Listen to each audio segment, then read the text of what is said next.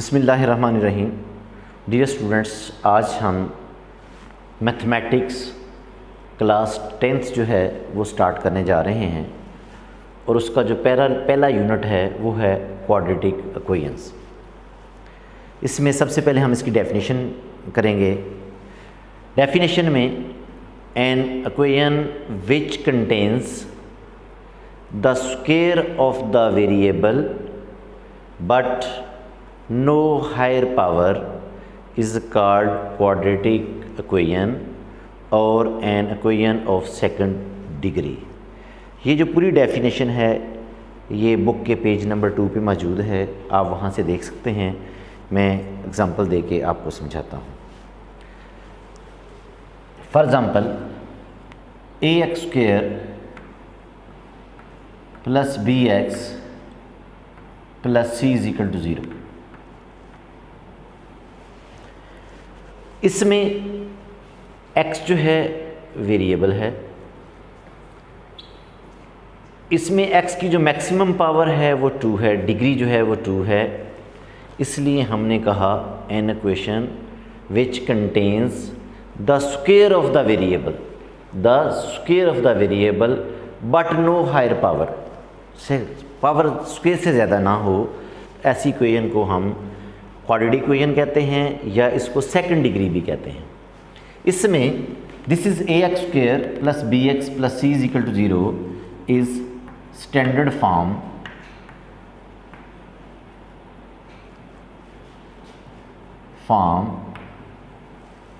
Of quadratic equation.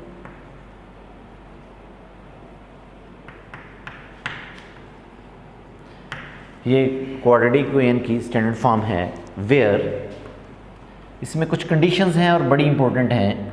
Where a, b and c are real numbers and very important a is not equal to 0। इसमें ये a, b, c जो हैं ये real numbers होते हैं और इसमें जो x स्क्वायर का कोफिशिएंट है वो 0 नहीं होना चाहिए। क्यों 0 नहीं होना चाहिए? Suppose if a is equal to 0, हम फर्ज कर लेते हैं इसमें a 0 है तो ये a की वैल्यू यहाँ पुट करें, we will get 0x square plus bx plus c is equal to 0। 0x square से मल्टीप्लाई हुआ 0 हो गया, 0 plus bx plus c is equal to 0। We will get bx plus c is equal to 0। यहाँ x की maximum power 1 रह गई तो क्या हुआ, सेकंड डिग्री ख़त्म हो गई और ये हमारे पास एक लीनियर इक्वेशन बन गई है। इस वजह से हम कहते हैं कि क्वाड्रेटिक इक्वेशन में कभी भी a 0 नहीं होना चाहिए। अगर a 0 हो गया तो वो क्वाड्रेटिक इक्वेशन ही नहीं रहेगी बल्कि वो लीनियर इक्वेशन बन जाएगी।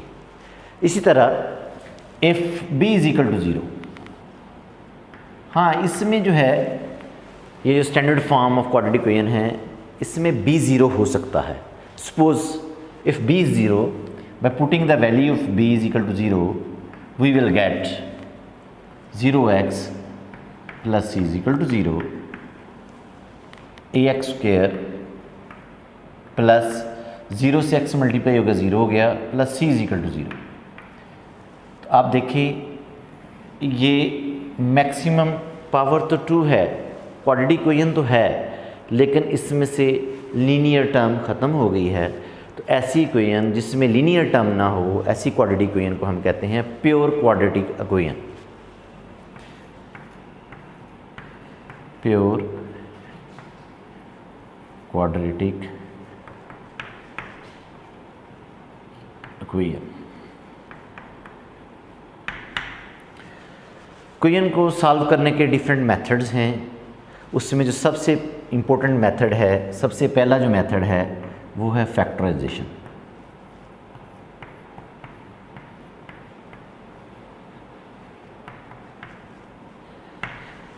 हमने आज इस मेथड को डिटेल से डिस्कस करना है। फैक्टराइजेशन की बात करने लगा था, ये हमारे पास क्वाड्रेटिक इक्वेशन है ax square plus bx plus c is equal to 0।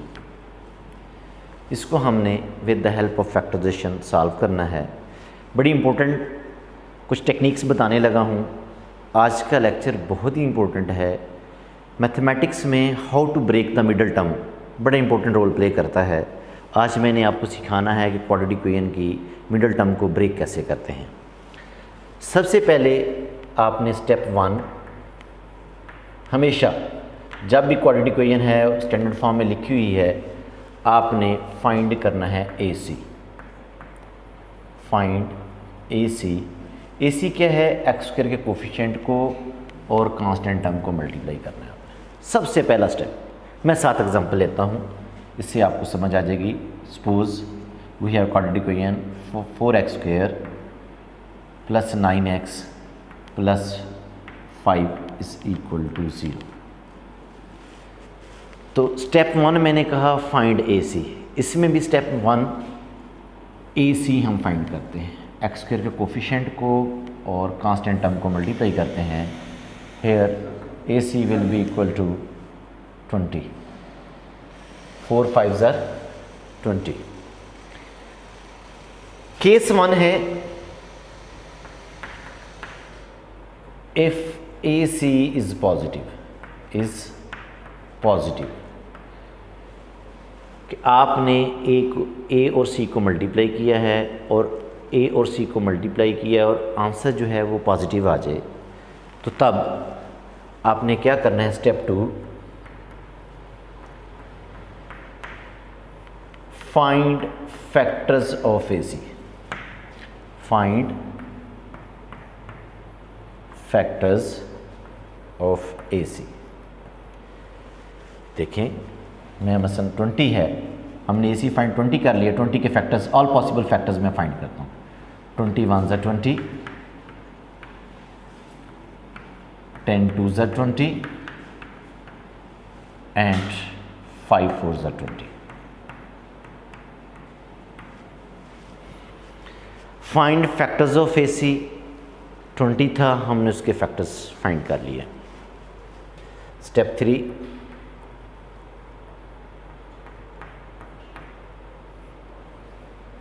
select those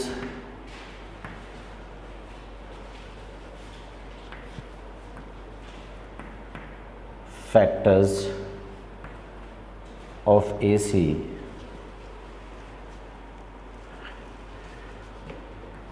select those factors of AC by the addition of which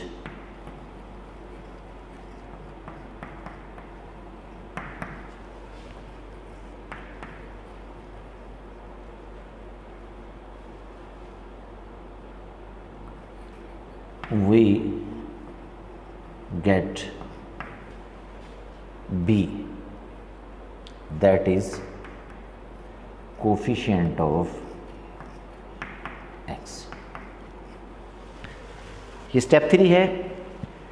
factors find कर लिए, इन फैक्टर्स में से उसको सिलेक्ट करना है बाय एडिशन ऑफ विच, जिनको add करें वी विल गेट B। इसमें जो B है वो 9 है, जो कोफिशिएंट ऑफ x है। देखें, 20 और 1 को ऐड करेंगे 21 आएगा, 9 नहीं आएगा। 10 और 2 को ऐड करेंगे तो 12 आएगा, 9 नहीं आएगा। 4 और 5 को ऐड करेंगे तो ये 9 आ जाएगा। तो मैंने लिखा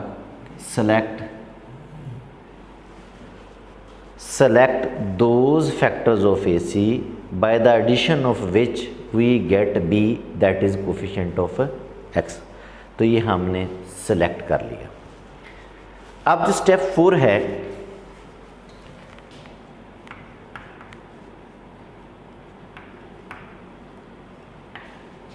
both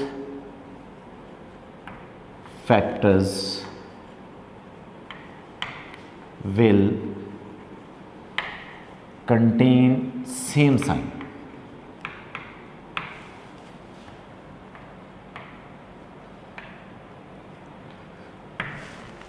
इन दोनों फैक्टर्स के साथ, जब AC पॉजिटिव है, इन दोनों फैक्टर्स के साथ सेम साइन लगाना है।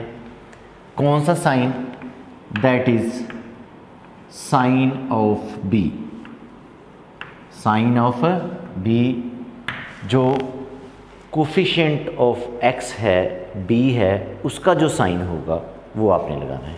यहाँ पे साइन प्लस है, इन दोनों फैक्टर्स के साथ हम प्लस का साइन लगाएंगे। हम लिखेंगे 4x² 9x की बजाय लिखेंगे plus 5x plus 4x plus 5 is equal to 0।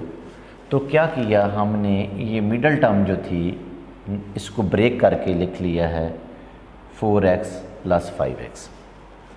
ये जो है मेन थीम था फैक्टराइजेशन का। अब हम पेयर बनाते हैं, फर्स्ट 2 टर्म्स को मिला लें और लास्ट 2 टर्म्स का मिला लें। ये काम आप 8th में भी और 9th में करके आए हुए हैं, इसलिए मैं इस पर बहुत ज़्यादा एम्फसाइज़ नहीं करूँगा। इन दोनों में आपके पास x कॉमन है, we will get 4x plus 5। इन दोनों में जिसमें कुछ कॉमन नहीं होता, 1 हर एक का फैक्टर होता है, 1 कॉमन ले लें, we will get 4x plus 5 is equal to 0। उसके बाद 4x प्लस 5, 4x प्लस 5, ये दोनों फैक्टर्स सेम हैं, इसका मतलब क्वेश्चन ठीक चल रहा है। आप नेक्स्ट स्टेप में इसमें 4x प्लस 5 और इसमें भी 4x प्लस 5 कॉमन ले लें। 2 टर्म्स इन फर्स्ट और सेकंड टर्म में से 4x प्लस 5 कॉमन ले लें। 4x प्लस 5 कॉमन ले लिया, हमारे पास आ गया x plus 1 is equal to 0। उसके बाद 4x plus 5 into x plus 1 एक कॉन्सेप्ट है जो आपने पहले भी पढ़ा हुआ है। If a b is equal to 0 it means a is equal to 0 और b इज़ इक्वल टू 0। तो ये a b is equal to 0 दो फैक्टर्स अगर 0 के इक्वल हैं, इसका मतलब ये हो गया कि 4x plus 5 is equal to 0 और x plus 1 is equal to 0। Solve the question का मतलब है हमें x की वैल्यू निकालनी है, वेरिएबल की वैल्यू फाइंड करनी है। यहाँ से x आ जाएगा हमारे पास -5/4 और x is equal to -1। x की हमने वैल्यूज़ निकालनी है, solution set will be -5/4 and -1। तो ये था पहला मेथड, स्टेप 1 फाइंड AC, और ये केस 1 था जो अभी सारा हमने डिटेल से डिस्कस किया। If AC is positive, AC positive आए, पहले क्या करना है, आपने फैक्टर फाइंड करने हैं AC के। उसके बाद क्या करना है, वो फैक्टर सिलेक्ट करने हैं कि ऐड करें तो x का कोफिशिएंट यानी कि b आए। फिर दोनों फैक्टर्स के साथ सेम साइन लगाना है। कौन सा साइन, जो x के कोफिशिएंट का साइन होगा। अगला हम केस नंबर 2 अब डिस्कस करेंगे। डियर स्टूडेंट्स, अब हम नेक्स्ट स्टेप की तरफ आते हैं। सबसे पहला स्टेप जो था फाइंड AC, x के कोफिशिएंट को और कांस्टेंट टर्म को मल्टीप्लाई करें। अब केस 2 जो है उसको हम डिस्कस करेंगे। इफ़ AC इज़ नेगेटिव, आपने x स्क्वायर के कोफिशिएंट को और कांस्टेंट टर्म को मल्टीप्लाई किया, अगर वो नेगेटिव हो तो तब मिडल टर्म कैसे ब्रेक करनी है, इस पे हम बात करने लगे हैं। इसके लिए भी मैं एक एग्ज़ाम्पल लेता हूँ। एग्ज़ाम्पल है 3x² minus 7x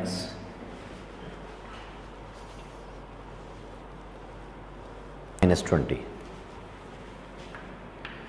is equal to 0।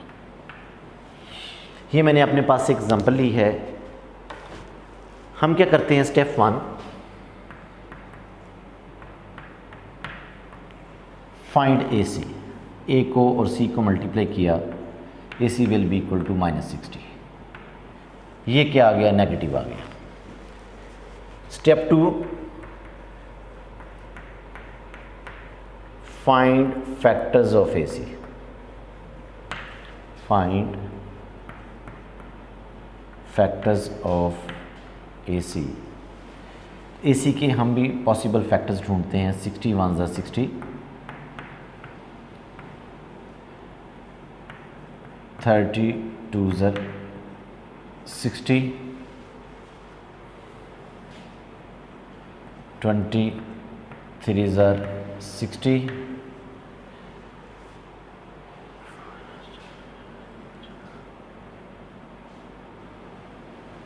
15 4 ज़र 60,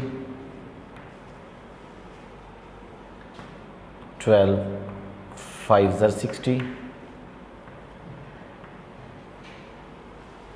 ये मैंने पॉसिबल फैक्टर्स, मैंने कहा फाइंड फैक्टर्स ऑफ AC, हमने possible factors of AC find कर लिए।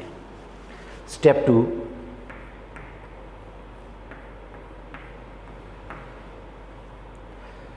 select those factors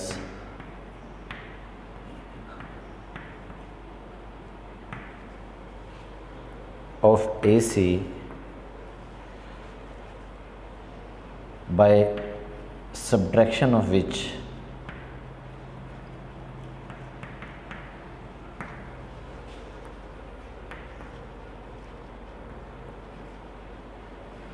we get B. Those factors of AC by subtraction of which we get B. यहाँ पे B जो है वो 7 है, तो इनमें से हमने वो फैक्टर सेलेक्ट करने हैं कि उनको सब्ट्रैक्ट करें तो 7 आए। तो ये 12 में से 5 को माइनस करेंगे तो 7 आ जाएगा, हमने सेलेक्ट कर लिया। अब जो स्टेप 3 है,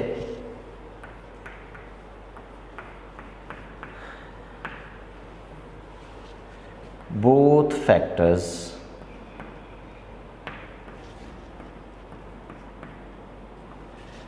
will contain opposite sign।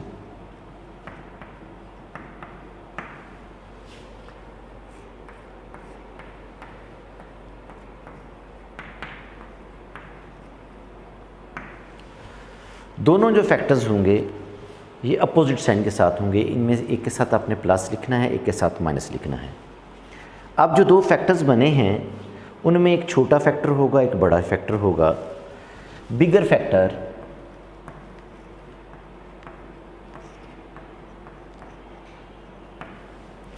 will contain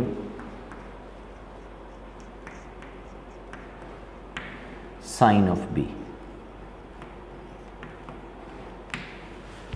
तो इनमें जो बड़ा फैक्टर होगा उसके साथ B का साइन लगाना है।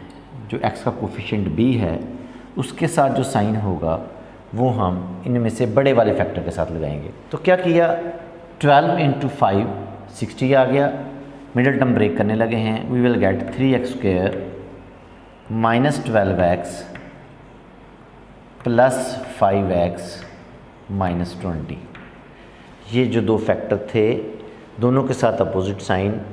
यहाँ चूँकि x का कोफिशिएंट माइनस है तो बड़े फैक्टर के साथ माइनस का साइन लगा दिया, दूसरे के साथ हमने प्लस का साइन लगा दिया। तो ये क्या किया, हमारी मिडल टर्म ब्रेक हो गई है।